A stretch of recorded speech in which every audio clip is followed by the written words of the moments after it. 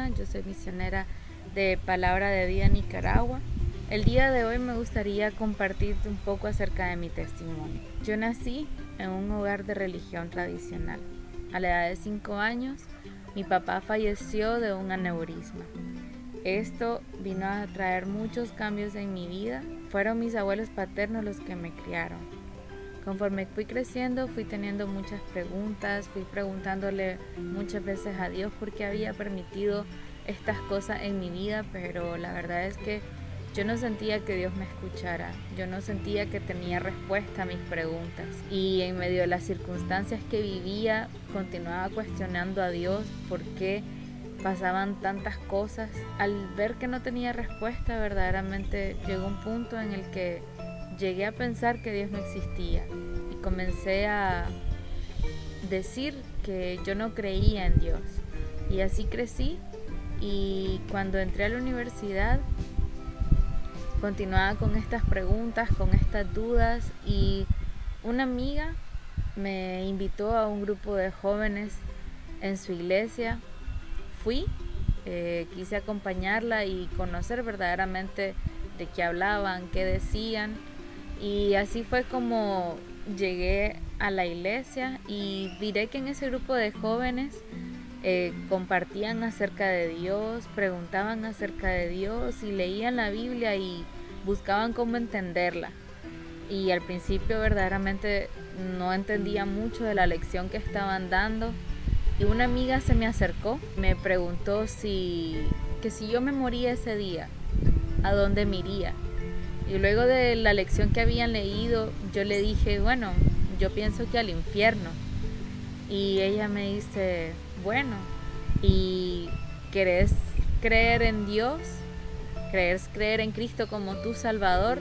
Y le dije, no, verdaderamente no sé por qué. Yo creo que no quería cambiar cosas que estaba viviendo en ese momento. Me sentía muy cómoda con el estilo de vida que llevaba. Y un día nuevamente estaba en el carro con mi familia, había un momento de tensión en donde comenzamos a discutir y cosas así. Y en ese momento comencé a rezar el Padre Nuestro, que era lo que conocía. Y cuando iba como por la segunda oración, comencé a cuestionarme nuevamente lo mismo. ¿Quién me escucha? ¿A quién le estoy rezando? ¿Será que me van a responder? Y en ese momento recordé lo que me habían compartido en el grupo de jóvenes. Y en mi mente comencé a ver o a recordar cómo Jesucristo había muerto en una cruz. Y en ese momento entendí que mi pecado, las cosas malas que yo había hecho o dicho o no sé, de alguna manera pensado, era lo que me estaba separando de Dios. Y en ese momento comencé a pedirle perdón a Dios y comencé a creer que verdaderamente Cristo había muerto en esa cruz para limpiar mi pecado, de manera que yo pudiera acercarme a Dios. Después de eso, recuerdo que 2 sábados después llegué nuevamente al grupo de jóvenes donde mi amiga me había llevado. Y bueno, después de esto comencé a visitar la iglesia, comencé a acompañar a los jóvenes en las actividades que hacían, y así fue como conocí también el ministerio de Palabra de Vida. Y sirviendo en este ministerio también conocí al que ahora es mi esposo. Las dudas que tenía, las preguntas y cosas así desaparecieron.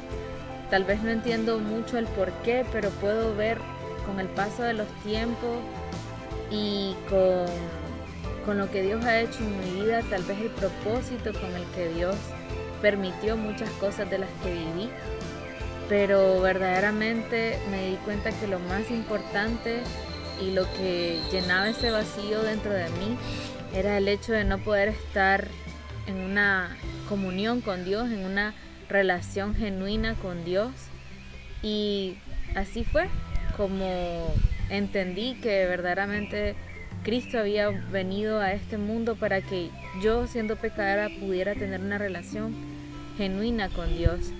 Y bueno, esto es lo que quería compartirte el día de hoy. Espero que te sea de bendición y verdaderamente para mí es un privilegio poder compartir lo que Dios ha hecho en mi vida hasta el día de hoy.